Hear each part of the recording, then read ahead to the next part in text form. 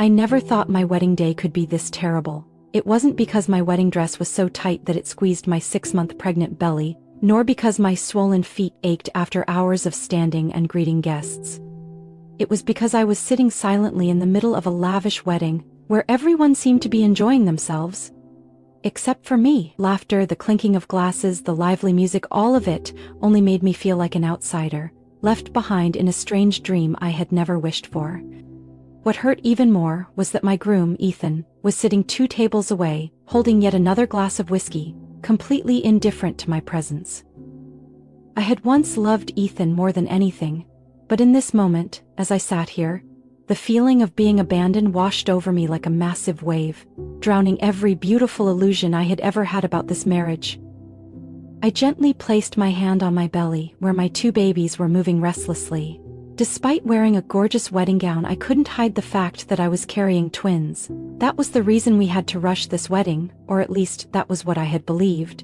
But my mother-in-law Margaret had delayed the wedding multiple times with countless excuses that I couldn't argue against. During my first trimester, she said the timing wasn't good and insisted we wait. When I reached my 4th month, she claimed Ethan was too busy with work to plan a wedding. By the time my pregnancy was too obvious to hide, she used the excuse that everything had to be perfectly prepared. I had grown exhausted from waiting, but I still tried to convince myself that she only wanted the best for her son. But now, as I sat in my own wedding reception, I realized just how foolish I had been. Margaret was beaming, standing in the middle of a group of powerful, high society women, raising her glass in a toast as if this was her personal victory. I didn't know exactly what she thought of me, but I understood one thing clearly: I had never truly been welcomed into this family. Every time I tried to get close to her, she maintained a cold distance, as if I were some pathetic outsider. I knew my background didn't compare to Ethan's family. I grew up in an ordinary home with no prestigious name, no inheritance. I had worked my way through school, supporting myself before I ever met Ethan. He, on the other hand, was born into wealth, surrounded by the finest things in life. I had believed that our love could overcome all these differences. But now, I wasn't so sure anymore. I tried to take a sip of water to soothe my dry throat, but just as the glass touched my lips, I overheard a voice that made me freeze. "I honestly don't know what to do about this disaster anymore, Linda," Margaret's voice rang out. "Ethan has completely lost his mind bringing that girl here and getting her pregnant. I nearly fainted when I realized we'd have to go through with this wedding, but the worst part is, he keeps insisting he loves her."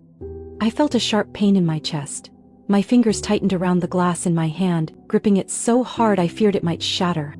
Margaret continued, her voice dripping with insincere pity. "Honestly, who even knows if those children are really Ethan's? That girl grew up in some working-class neighborhood. No one knows anything about her past. She's probably used to deception by now." It felt like someone had slapped me across the face. My head buzzed, and I had to summon every ounce of strength to keep myself from bursting into tears. I steadied myself, stood up straight, and took a deep breath. I couldn't let her see me break. I took a few deliberate steps forward, making sure my heels clicked sharply against the floor, forcing her to turn around. The moment our eyes met, I saw a flicker of surprise cross her face, but she quickly regained her composure, putting on that same fake smile. "Charlotte, dear, you look so pale," she cooed, as if she hadn't just uttered those cruel words. "Let me have the driver take you home early. You need rest. You shouldn't overexert yourself." I stared straight into her eyes, feeling the anger rise like a tidal wave inside me. I could have confronted her, could have shouted, could have called her out in front of everyone. But I knew it wouldn't change a thing. If Ethan truly loved me, if he truly valued this family we were supposed to be building together, he should have been here, defending me. But he wasn't. He was sitting at a distant table laughing and drinking with his friends, completely oblivious to what was happening. I didn't say a word.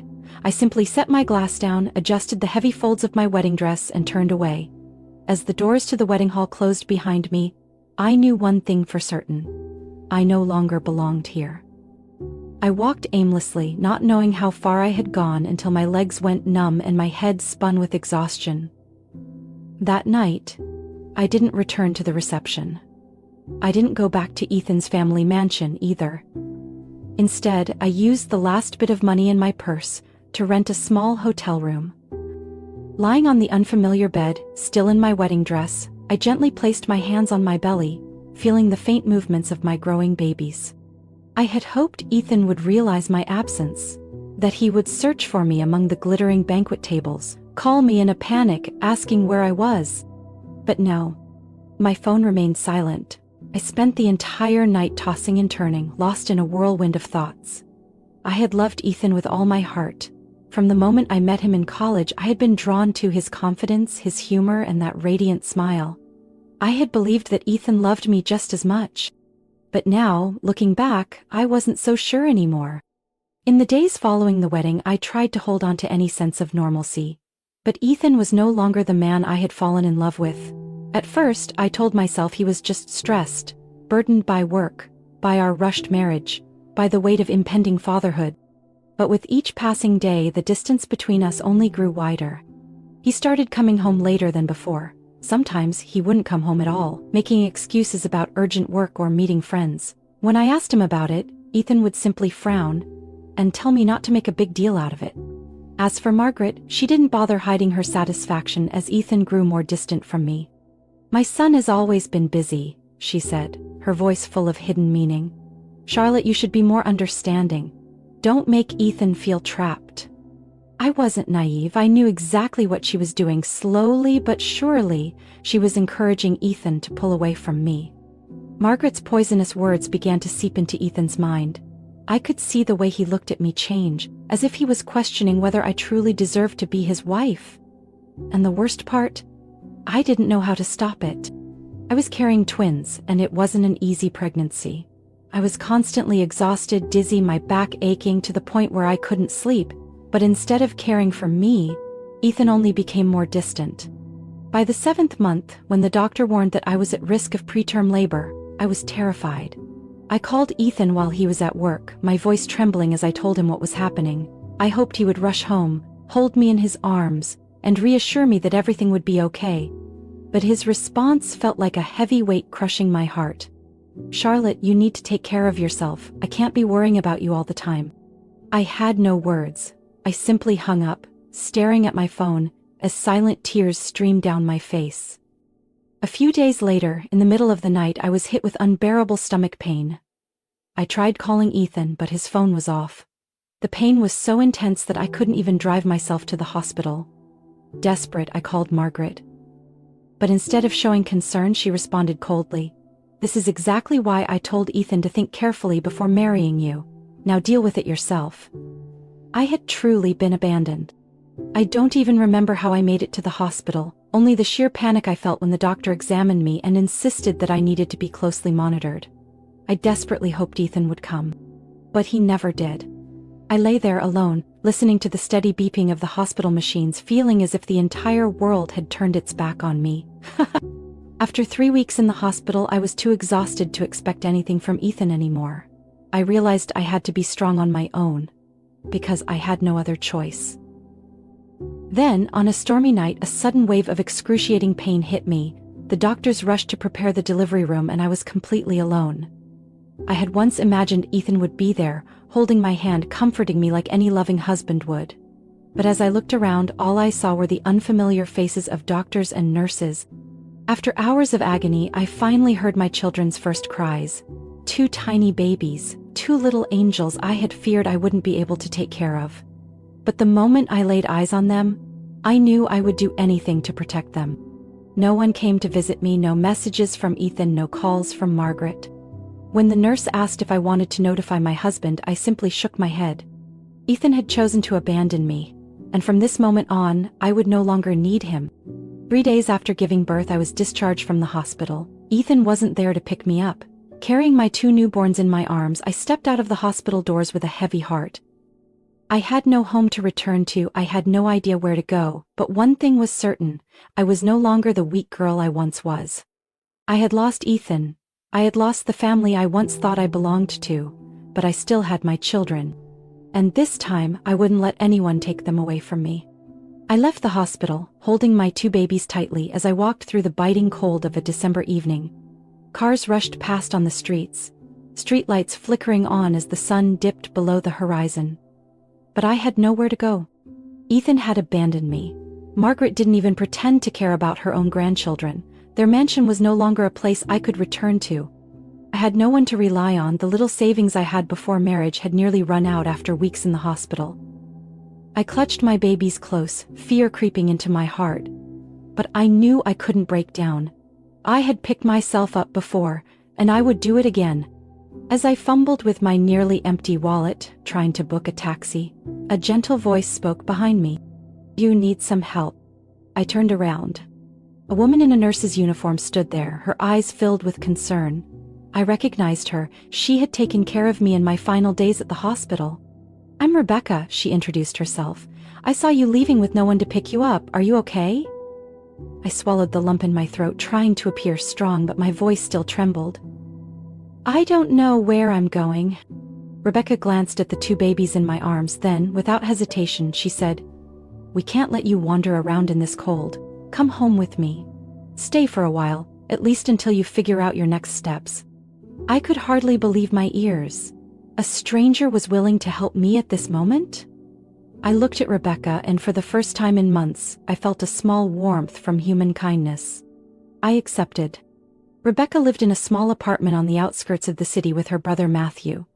When I stepped inside, the space was modest but cozy and tidy. I gently placed my babies in the cribs Rebecca quickly pulled out from her room. "You can stay as long as you need," Rebecca said, pouring me a cup of hot tea. "I don't have much, but I know how hard it is to be a single mother. We'll help you." I took the cup with my trembling hands, feeling the warmth spread through my fingers. But more than the tea, it was Rebecca's kindness that truly warmed me. Matthew was a quiet man, but he didn't show any annoyance at having 3 strangers in his home. He worked part-time at an auto repair shop and spent most of his free time helping Rebecca with household chores. I saw him carefully prepare meals, silently fix broken things around the apartment, never once complaining. In the first few days, I felt like a burden. But Rebecca and Matthew never let me feel that way for long. "You need to stand up for yourself, Charlotte," Rebecca said one evening as I sat watching my babies sleep. "You went to college, didn't you? I heard you were studying medicine."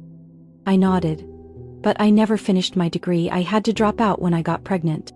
Rebecca smiled softly. "Then go back. Don't let anyone stop you anymore." Her words were like a small spark in the darkness of my life. I had been so consumed by the pain of abandonment, so lost in mourning what I had lost, that I had forgotten I still had a future ahead of me. I couldn't let my life be defined by Ethan or Margaret. I had to take back control. Matthew helped me research financial aid programs for students in difficult circumstances. Thanks to Rebecca's support and some of her colleagues, I was able to return to school with a scholarship specifically for single mothers. And then, on a day I never expected, I met the man who would change my life. Matthew had a friend named Richard Walker. He was a successful businessman whom Matthew had once helped when his car broke down in the middle of the road a year ago. As it turned out, Richard was the CEO of a major healthcare company and had always wanted to find a way to repay Matthew. When he heard about my situation, Richard offered to help. "I don't do charity," he said bluntly, "but I believe in giving opportunities to those who deserve them. If you're serious about getting back into the medical field, I can help you find a part-time job at my company. It won't be easy, but if you're willing to work hard, I promise you'll be able to stand on your own, without anyone's pity." I thought about it a lot. I had always hated relying on the kindness of others, but I knew this was an opportunity I couldn't afford to pass up. So, I agreed. I started working at Richard's company during the day and studying at night. Life wasn't easy. Sleepless nights with 2 crying babies, exhausting days balancing work and school. But for the first time in months, I felt like I was moving forward, instead of standing still in misery. Rebecca and Matthew became my family in a way I had never imagined. They helped care for my children when I had to work, encouraged me when I felt like giving up. Richard, though not the warmest or most affectionate person, always kept his promises. Under his guidance, I learned how to navigate a professional environment, how to rebuild the confidence that had been shattered after my failed marriage. And then one day I looked in the mirror and saw a different woman. No longer the weak Charlotte who depended on Ethan's love. No longer the naive girl who believed love alone was enough. I had become a strong mother, an independent woman, and most importantly, I had taken back control of my own life. As time passed, I grew more accustomed to my new routine. Work and school kept me so busy that I barely had time to dwell on the past. My children grew bigger each day, becoming my greatest source of motivation. Rebecca and Matthew remained by my side, always ready to help, and I felt luckier than ever. But there was someone else, slowly but surely, who had become an important part of my life. Matthew. At first he was simply a friend, the one who gave me shelter when I had nowhere to go, the one who quietly fixed things around the house, the one who never asked too many questions but was always there when I needed him. I don't remember exactly when I started seeing Matthew differently. Maybe it was the way he cradled my babies in his arms, gently soothing them to sleep as if they were his own. Maybe it was the nights he helped me study, patiently explaining things when I was too exhausted to concentrate. Or maybe it was the small, ordinary moments. Like when he smiled kindly at me struggling with a wrinkled shirt, then wordlessly walked over to grab the iron and smooth it out. I don't know. All I know is that, little by little, the emptiness I once felt when thinking about the future started to fade. One late autumn afternoon, I took the twins to a nearby park. The maple leaves scattered across the ground, painting the path in warm hues of orange and gold. Matthew walked beside me, as he always did. "Have you ever thought about loving someone again?" he asked, his voice light, almost like a passing breeze.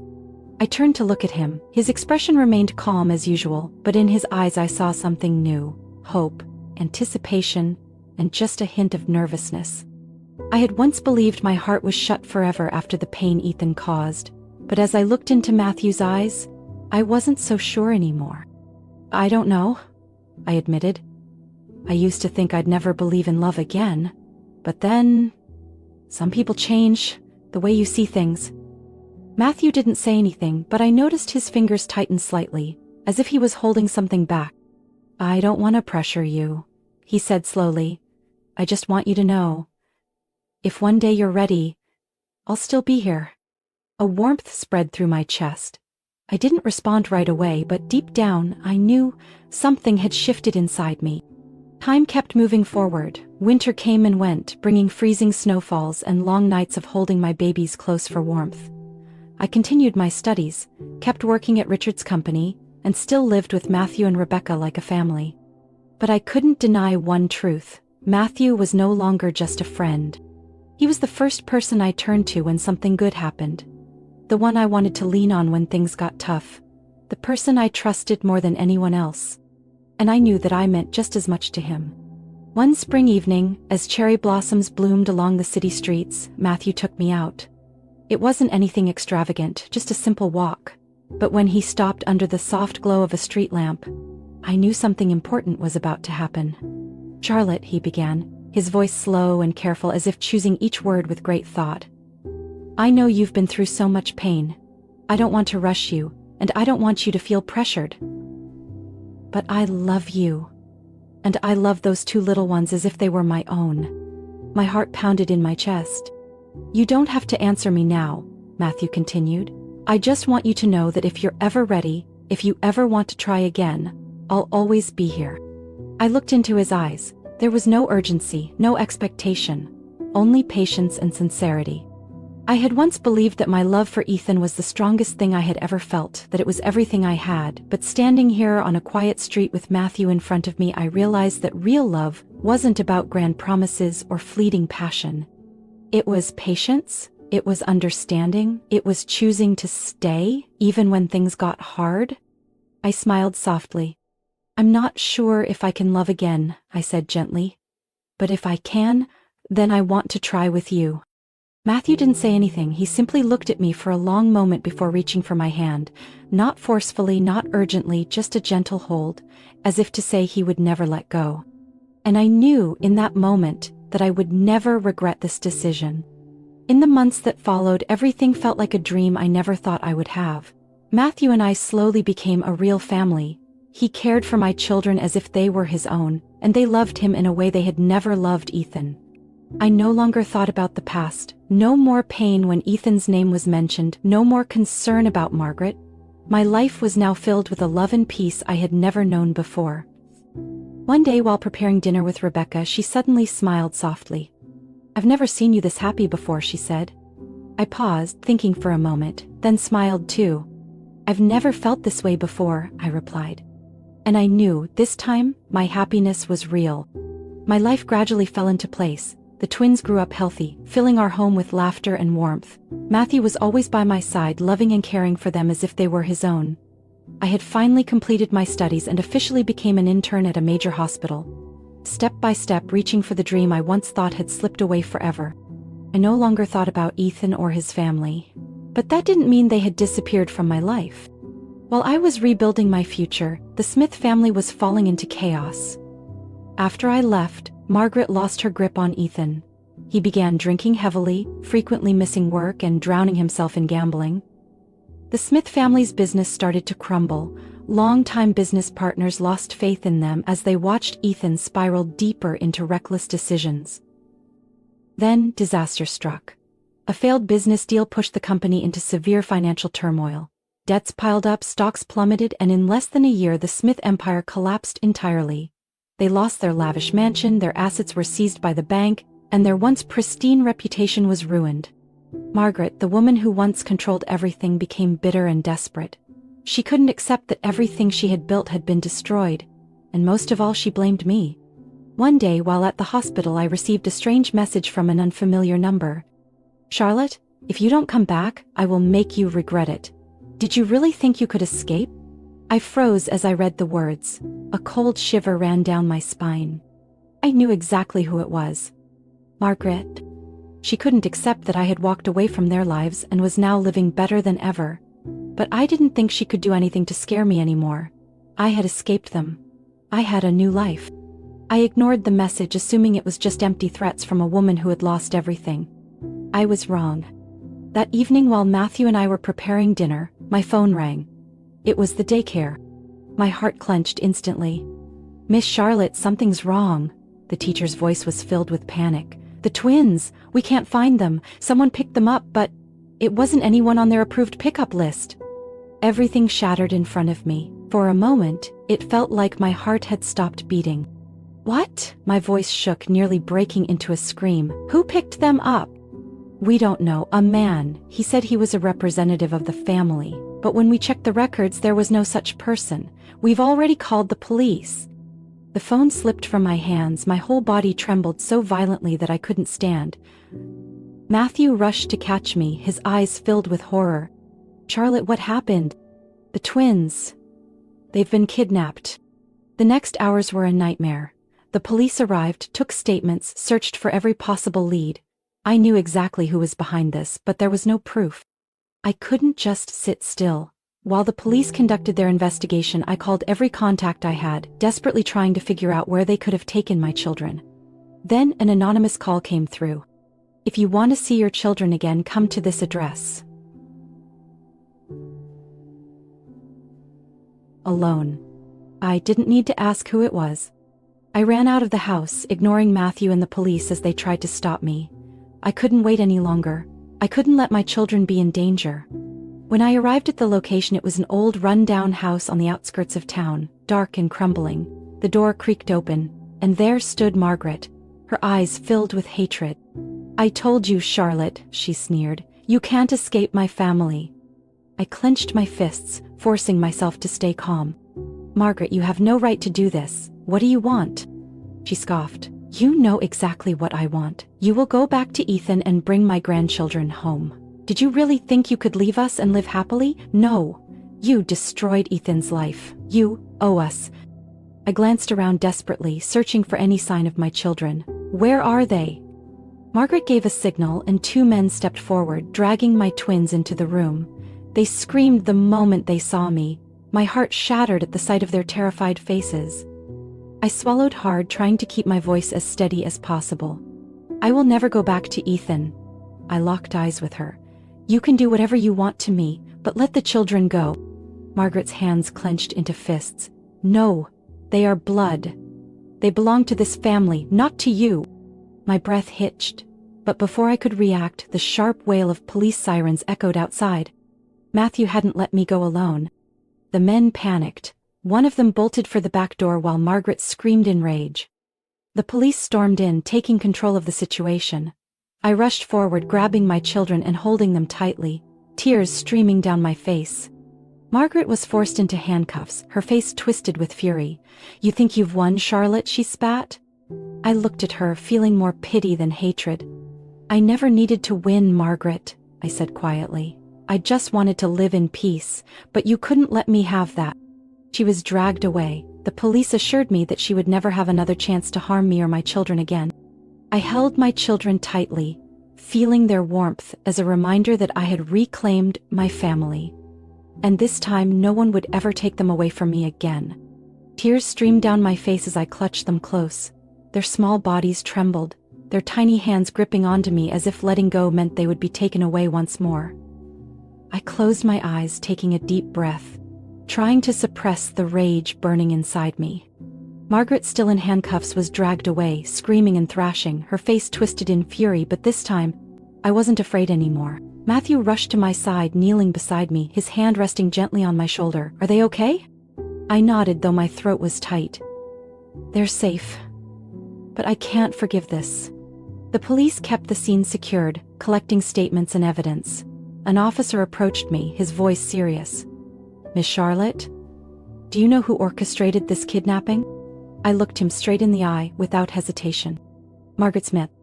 The investigation moved swiftly. The kidnappers were arrested soon after, and some of them confessed that Margaret had hired them for a large sum of money. Police uncovered messages, phone calls, and financial transactions, proving that she had been planning this for a long time. When all the evidence was presented in court, I felt a kind of relief I hadn't known before. Margaret was charged with multiple crimes, including conspiracy to kidnap and endangering the welfare of children. But the most terrifying part was her mental state. Throughout the trial, she screamed at me, cursed me, calling me a fraudulent woman, and insisting that the children didn't belong to me. Psychiatrists determined that Margaret was suffering from severe mental instability, to the point where she could no longer control her actions. In the end, instead of being sentenced to prison, she was committed to a high secular psychiatric facility for dangerous criminals. I didn't feel victorious. I didn't feel triumphant. I just felt empty. A man who once held power, wealth, and status was now locked away within 4 cold white walls, living in a world of his own. That was the price she had to pay. As for Ethan, after this scandal, he completely fell apart. The truth about the Smith family spread across the city. Headlines about a deranged wealthy mother attempting to kidnap her own grandchildren to force her ex-daughter-in-law back filled the news. Their family business, already on the brink of collapse, was buried even deeper in debt. The remaining shareholders pulled out, and Ethan's assets were frozen as authorities investigated the financial mess. With no home, no money, and no reputation left, Ethan spiraled into despair. He drowned himself in alcohol and gambling, falling into the hands of loan sharks. Rumors spread that he had mortgaged his last remaining possession, a small apartment his family had bought before their bankruptcy. But when he failed to pay off his debts, the collectors came for him, and in the end he lost everything. One day I received a call from an unknown number. "Charlotte." The voice on the other end was tired, hoarse, but I recognized it instantly. "Ethan." I gripped my phone tightly, my heart pounding. I had thought I would never hear his voice again. I didn't know who else to call." His voice trembled. I have nothing left." I closed my eyes, forcing my voice to remain steady. "What do you want, Ethan?" "I just want to see the kids," he exhaled heavily. "Just once." I hesitated. Part of me wanted to hang up immediately, to erase him from my life completely. But another part reminded me that no matter what, Ethan was still their biological father. I took a deep breath before answering. "I'll think about it." Then I ended the call. I didn't know if I truly wanted Ethan to see the children. But one thing I knew for certain: no matter what happened, I would never let anyone hurt them again. In the days that followed, I devoted all my time to my children. I took them to the park, to the zoo, and spent extra time holding them close every night before bed. After everything, I had almost lost them, and I didn't want to waste another second. Matthew was always by my side. He never asked about Ethan's call, never brought up what had happened, but I knew he was worried about me. One evening, as we sat on the balcony, watching the city lights twinkle in the distance, Matthew turned to me. "Are you going to let Ethan see the kids?" I was silent for a long time. "I don't know. I don't want him to show up only to disappear again and hurt them." Matthew nodded, gently taking my hand. Whatever you decide, I'll support you. I looked at him, gratitude swelling in my chest. My heart had endured so much pain. But now, I had a family. I had Matthew, my 2 children, and a life I had fought to build. Ethan and Margaret were nothing more than ghosts of the past. Oh, I didn't need them. I had everything I needed. This spring felt different. No more haunting memories, no more fear creeping into my nights.